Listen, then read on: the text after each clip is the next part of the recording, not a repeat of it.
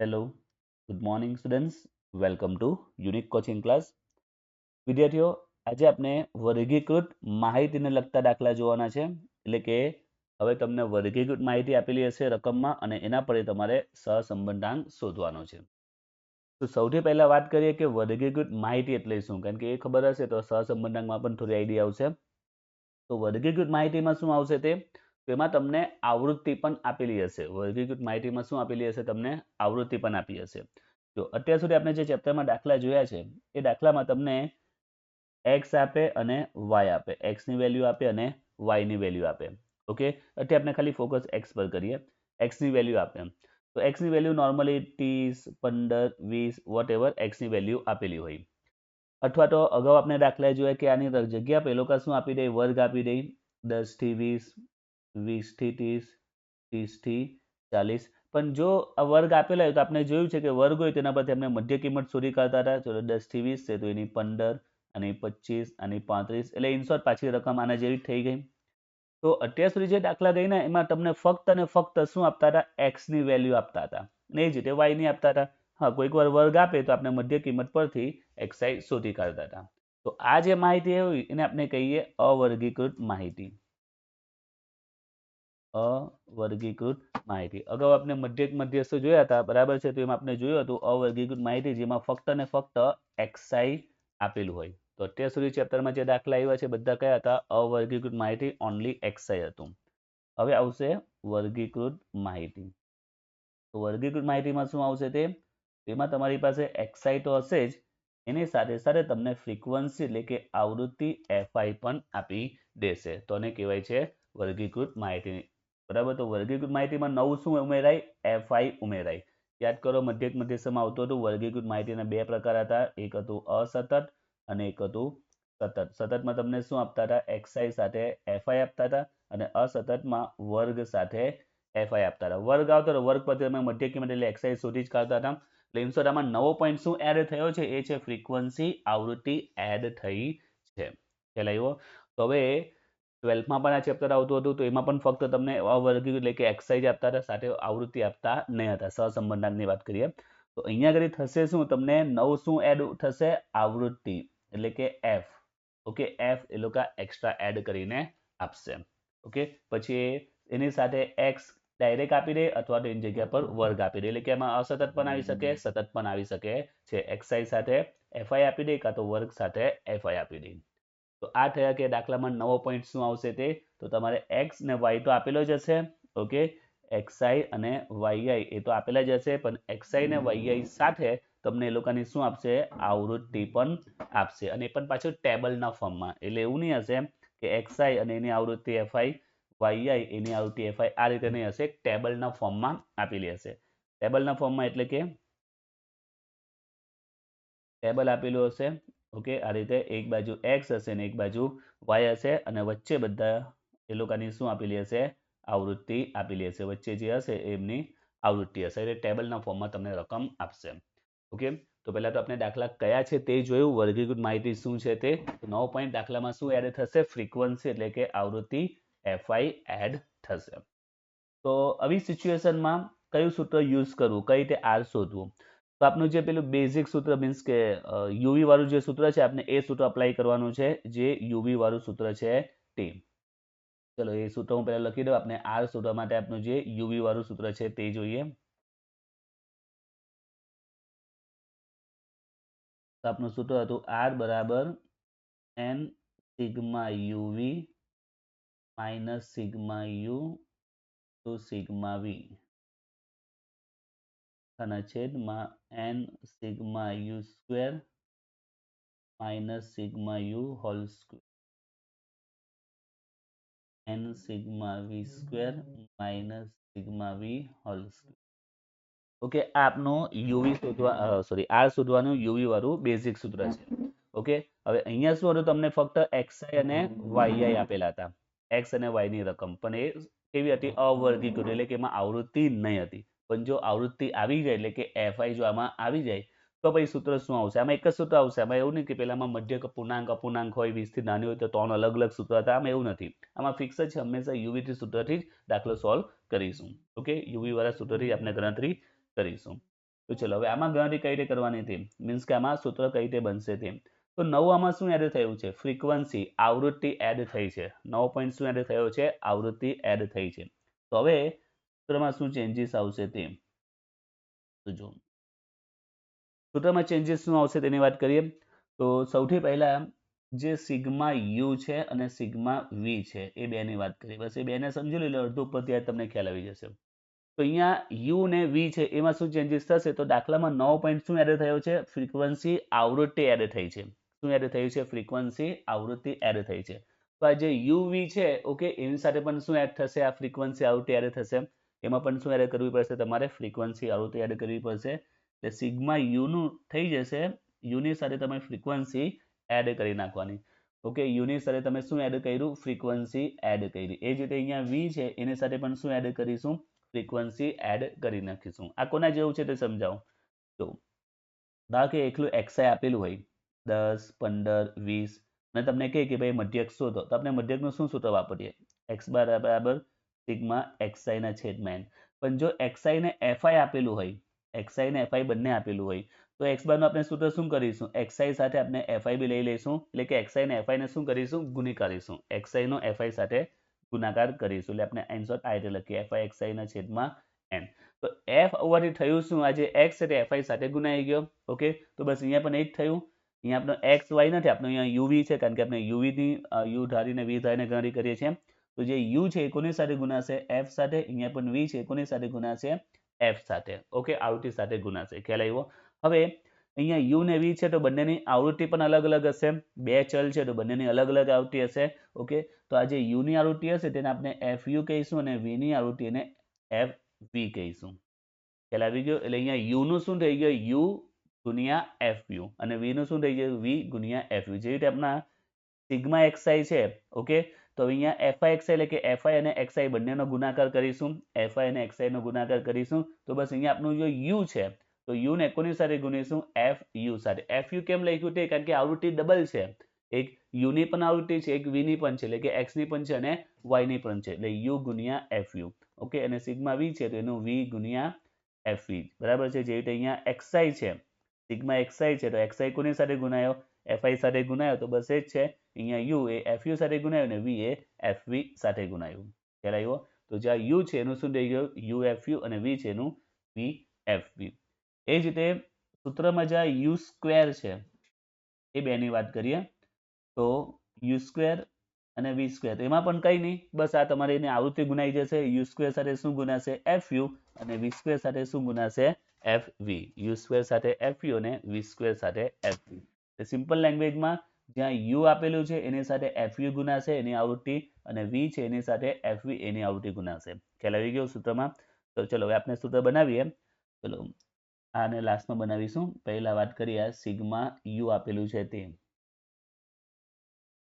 Okay આ sigma you છે તો સિગ્મા યુ નું શું થઈ જશે, હમણાં સમજાયું તે યુ એની આવૃત્તિ એટલે કે એફ સાથે ગુણાશે તો એની આવૃત્તિને આપણે શું કહીશું, એફ યુ. અને આ જે વી છે એ પણ એની પોતાની આવૃત્તિ સાથે ગુણાશે. આવૃત્તિ એટલે કે એફ અને એની પોતાની એટલે કે વી સાથે. તો સિગ્મા વી એફ વી. ખ્યાલ આવ્યો. ચલો એ જ રીતે છેદમાં જોઈએ તો n સિગ્મા યુ સ્ક્વેર છે તો આઈડિયા આવી જવી જોઈએ તમને. હવે n as it is sigma u square છે તો આમાં પણ યુ પોતાની આવૃત્તિ એટલે કે એફ યુ સાથે ગુણાશે તો યુ સ્ક્વેર એફ યુ. આ પણ જે સિગ્મા યુ છે એ પણ પોતાની આવૃત્તિ સાથે ગુણાશે એટલે યુ એફ યુ આખાનો સ્ક્વેર. ખ્યાલ આવ્યું સૂત્ર કઈ રીતે બને છે તે. ઓકે બસ આ જે શરૂઆતમાં સમજાયું આ યાદ રાખવાનું છે. યુ અને વી પોતપોતાની આવૃત્તિ સાથે ગુણાશે.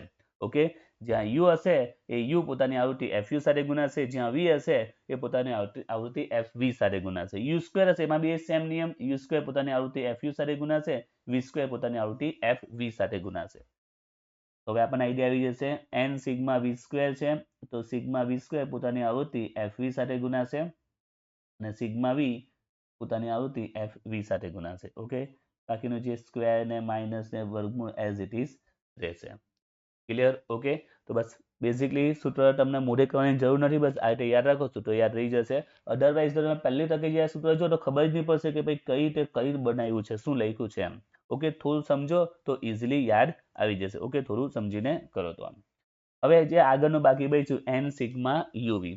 n sigma UV. તો અહીંયા આગળ યુ ને વી બંને ભેગા છે, યુ પણ છે વી પણ છે. તમે આ રીતે નહીં લખી શકો કે યુ છે તો એને FU સાથે, વી છે તો એને FV સાથે, ઓકે, સિગ્મા આ રીતે નહીં થઈ શકે. ઓકે, તો આ બંનેની કોમન આવે, કારણ કે બંનેનો મલ્ટીપ્લાય થઈ ગયો છે તો બંનેની કોમન આવૃત્તિ f સાથે ગુણાશે. તો અહીંયા ખાલી આવશે n સિગ્મા f યુવી, એટલે કે યુવી બંને f સાથે ગુણાશે. યુવી બંને મળીને કોની સાથે ગુણાશે?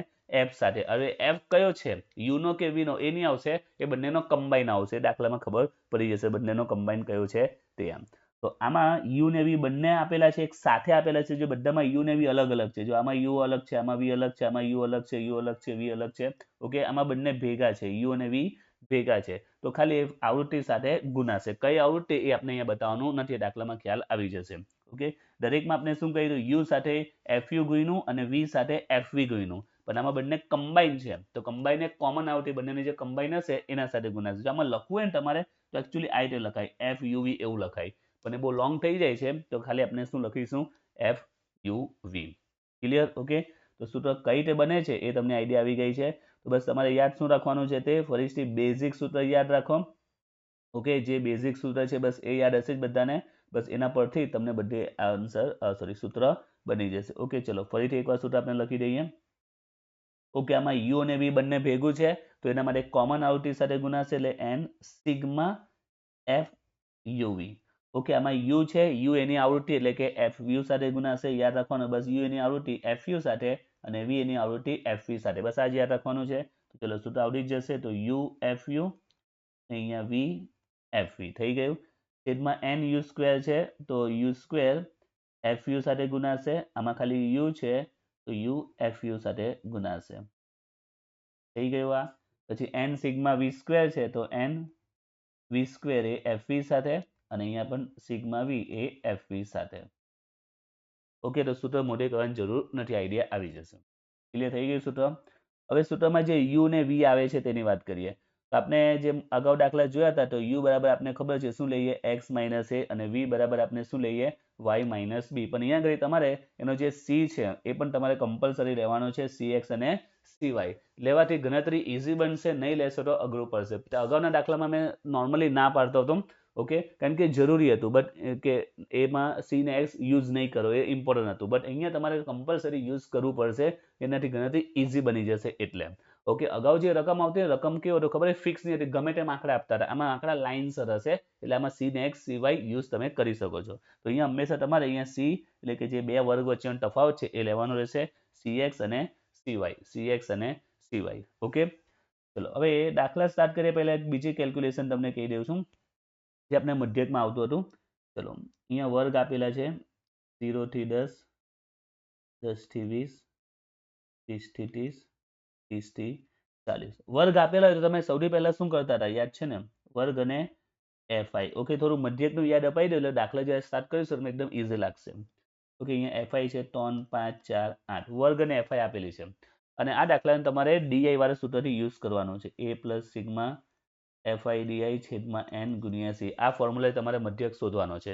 તો પહેલું સ્ટેપ આપણે વર્ગ પરથી શું શોધતા હતા, મધ્ય કિંમત શોધતા હતા, જેને નામ આપતા હતા xi. વર્ગ પરથી શું શોધતા હતા, મધ્ય કિંમત, જે નામ આપતા હતા xi. ચલો તો મધ્ય કિંમત આ 0 થી 10 ની 5, 10 થી 20 ની 15, 20 થી 30 ની 25, 30 થી 40 ની 35. ઓકે, આ મધ્ય કિંમત શોધી કાઢી. ત્યાં ભાઈ તમે ડીઆઈ ની કોલમ બનાવતા હતા, ડીઆઈ બરાબર xi માઇનસ a ભાગ્યા c. આ રીતે તમે કોલમ બનાવતા હતા, x માઇનસ a ભાગ્યા c. હવે x તમે કેમાં ધારતા હતા, મધ્ય કિંમતમાં ધારતા હતા. નોર્મલ ઓલમોસ્ટ બધા સ્ટુડન્ટ એક આદત છે, પહેલી સંખ્યાને ધારી લેતા હતા. આ કોમન બધા સ્ટુડન્ટ એવું જ કરતા, પહેલી સંખ્યાને ધારી લઈ એની સામે લખી દે 0 અને નીચે 1, 2, 3. યાદ છે ને, આવું તમે કરતા હતા. પહેલી સંખ્યાને 0 ધારી લો અને આગળની 1, 2, 3. તો બસ અહીંયા આ જ પેટર્ન આવવાની છે. અહીંયા વર્ગ આપેલું હશે, વર્ગ પર તમારે મધ્ય કિંમત શોધે, મોસ્ટ ઓફ દાખલામાં વર્ગ જોવા મળશે. મધ્ય કિંમત શોધવાની પછી આ ડી શોધવામાં, ડી ની જગ્યાએ આપણે શું આવશે, યુ આવશે.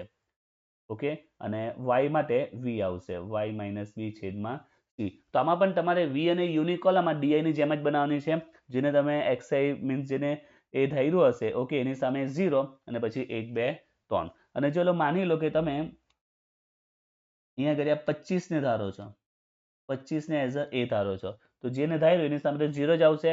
હવે ઉપર તમને યાદ છે શું કરતા હતા, -1, -2 અને નીચે 3, સોરી નીચે 1. યાદ છે ને? ઓકે, ચલો માની લો કે આપણે બીજો એક્ઝામ્પલ લઈએ. ધારો કે 15 ને એ ધાર્યું, કોને ધાર્યું? 15 ને. તો તેની સામે 0, ઉપર -1, નીચે 1 અને 2. અને જો પહેલા ને 5 ને જો તમે ધારો તો પહેલું 0 ને 1 2 3. બરાબર છે? આપણે ડીઆઈ ની કોલમ આ રીતે બનાવતા હતા. તો અહીંયા પણ એ રીતે ડીઆઈ ને બદલે કોની કોલમ બનશે? યુ અને વી, આ પેટર્ન પ્રમાણે જ. હવે એક પોઈન્ટ યાદ રાખજો કે જ્યારે મધ્યક કે મધ્યક શોધતા હતા 11માં 12માં, ઓકે, તો એવી પરિસ્થિતિમાં હંમેશા એક આદત છે કે પહેલાને 0 ધારી લેતા હતા. આમાં એવું નહીં કરતા. રકમ તો બહુ આંકડા મોટા જશે. આમાં શક્ય હોય તો સેન્ટરની રકમને ધારજો. ચલો આમાં તો 4 છે, તો સેન્ટરની તો કોઈ છે નહીં, તમે 25 કે 15 ને ધારી લો. પણ ધારો કે અહીંયા બીજા 45 પણ હોતે, 5 15 25 45, તો તમારે સેન્ટરની કઈ છે? 25, એને એ ધારો તો એની સામે આવશે 0, ઉપર શું જશે? -1 -2, નીચે 1 અને 2. તો આમાં સેન્ટરની શક્ય હોય તો ધારજો એમ. ઓકે, જેથી કરીને આંકડા જેટલા નાના હશે ને, આ 1 અને 2, તમને ગણતરી એટલી ઈઝી બનશે. જો તમે ઉપરનું ધારી લેશો, જવાબ તો આવવાનો છે એવું નથી. ધારવા માટે આપણે ખબર છે કોઈ બી રકમ ધારો, આન્સર તો આવવાનો જ છે, એમાં કોઈ પ્રોબ્લેમ નથી. ઓકે, આન્સર તો આવી જ જશે. બટ આ પેટર્નમાં ગણતરી કરવાની, જેથી ગણતરી ઈઝી બનશે. ખ્યાલ આવ્યો? ઓકે, તો જેટલા પણ બેઝિક પોઈન્ટ આજે કીધા છે બધા યાદ રાખજો, તો જ દાખલો એકદમ ઈઝીલી તમે સોલ્વ કરી શકશો. Okay, clear? તો આજના વિડીયોમાં આપણે જે પોઈન્ટ જોયા છે બધા પરફેક્ટલી યાદ રાખજો. બરાબર છે? સૌથી પહેલા તો સૂત્ર કઈ રીતે બને તે એ તમને ડિટેલમાં સમજાવી દીધું છે કે કઈ રીતે આપણે સૂત્ર બનાવવું તે. બીજું, આ યુ અને વી વાળું આપણે ઓલવેઝ યુ અને વીમાં સી અને સીવાય નો સીએક્સ અને સીવાય બતાવીશું. ઓકે, કે આનો વર્ગ લંબાઈ આટલો જ હંમેશા એને યુઝ કરીશું એમ. અને બીજો ખાસ ઇમ્પોર્ટન્ટ પોઈન્ટ છે તે કે આપણે ખબર છે કે વર્ગ આપેલું હોય તો આપણે હંમેશા પહેલું સ્ટેપ શું છે? મધ્ય કિંમત શોધીએ છીએ. તો અમે અહીંયા મધ્ય કિંમત શોધવાની આવશે, વર્ગ આપેલું હોય તે. અને બીજું આજે મેં ડીઆઈ નું કીધું તે 0 ધારીને આપણે લખવાનું તે. ડીઆઈ ની જગ્યાએ આપણું શું આવશે? યુ અને વી. તો આ જે બેઝિક પોઈન્ટ છે પરફેક્ટલી યાદ રાખજો. ઓકે, તો ખાલી આ વિડીયો સૂત્ર સમજાવવા માટે અને એને ગણતરીના અમુક પાઠ સમજાવવા માટે જ છે એમ. સૂત્ર અને ગણતરીના પાઠ આઈડિયા આવશે તો હવે આપણે જે નેક્સ્ટ વિડીયોમાં દાખલો જોઈશું તમે એકદમ ઇઝીલી સોલ્વ કરી શકશો. ઓકે, તો નેક્સ્ટ વિડીયોમાં આપણે દાખલો સ્ટાર્ટ કરીશું.